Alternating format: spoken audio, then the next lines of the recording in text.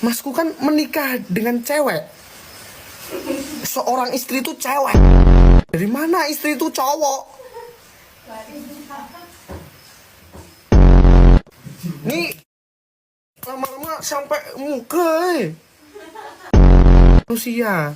Masa aku juga masa sih? Ih, jahat banget.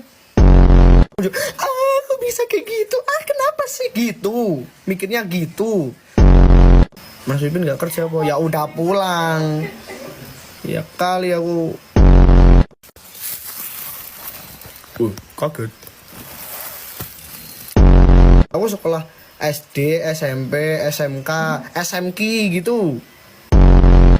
Kerja apa mas? Anjuk berarti ini aku kayak nganggur Mas Pin kapan nikah?